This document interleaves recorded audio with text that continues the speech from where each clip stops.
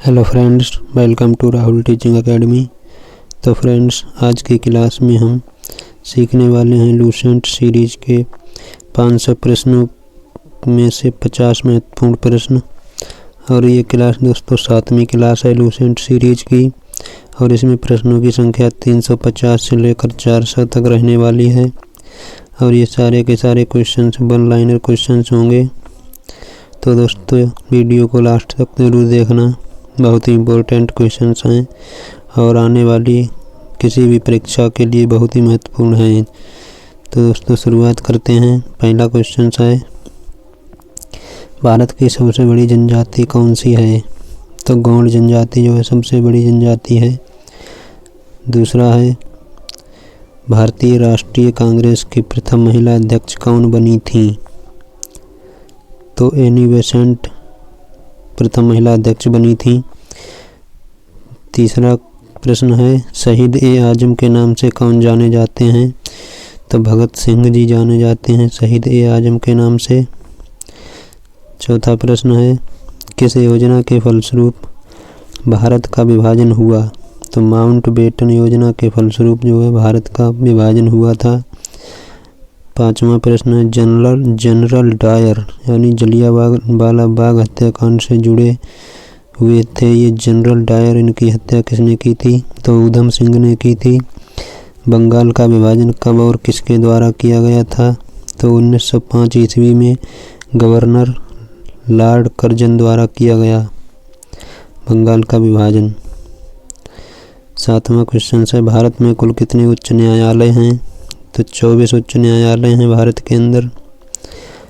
आठवां है, प्रथम लोकसभा का अध्यक्ष कौन था? तो जीवी मावलंकर जी प्रथम लोकसभा के अध्यक्ष थे।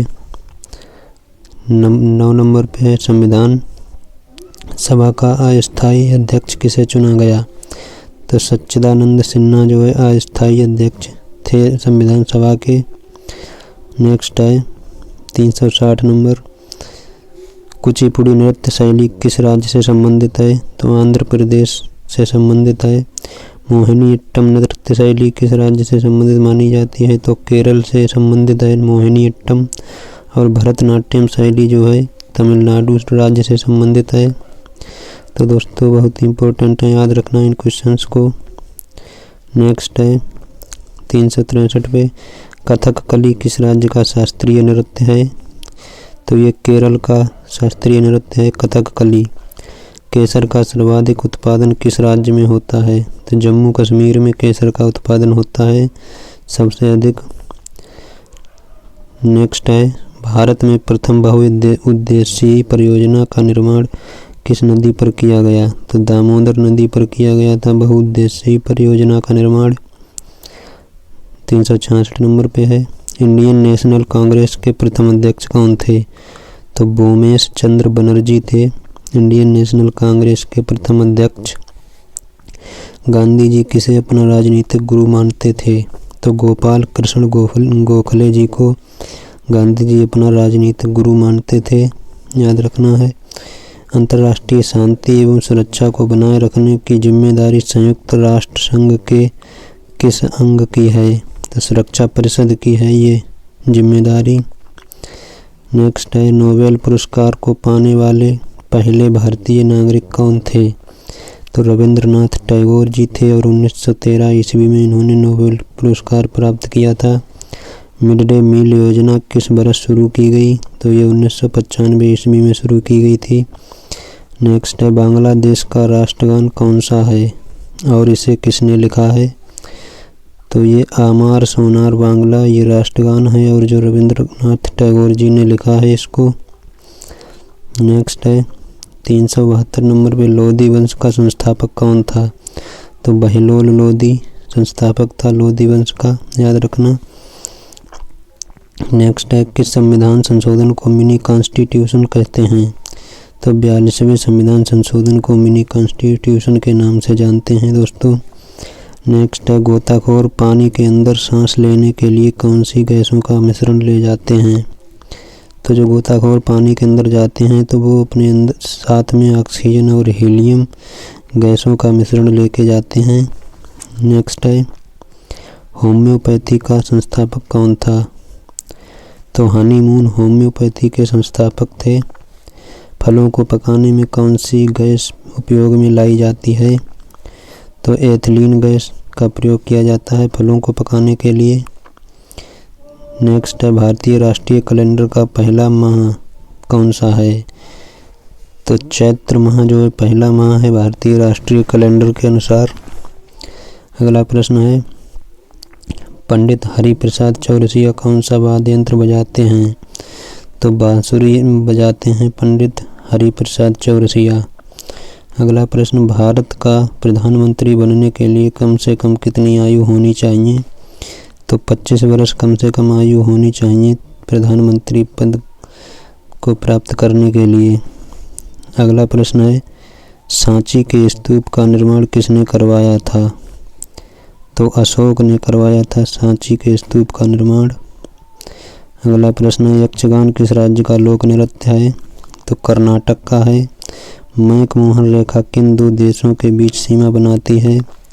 तो भारत और चीन के बीच में जो है मैकमोहन रेखा है, याद रखना है। प्याज में खाद्य भाग कौन सा होता है?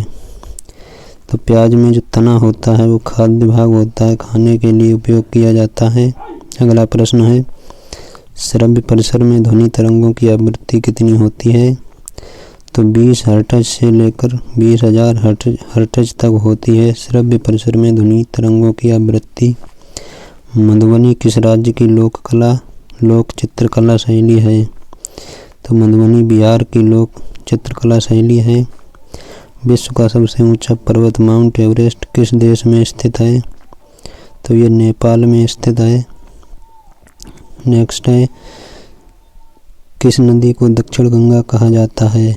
तो गोदावरी नदी को कहा जाता है। निर्विरोध चुने जाने वाले एकमात्र राष्ट्रपति कौन थे? तो नीलम संजीवा रेड्डी जो निर्विरोध चुने जाने वाले एकमात्र राष्ट्रपति थे।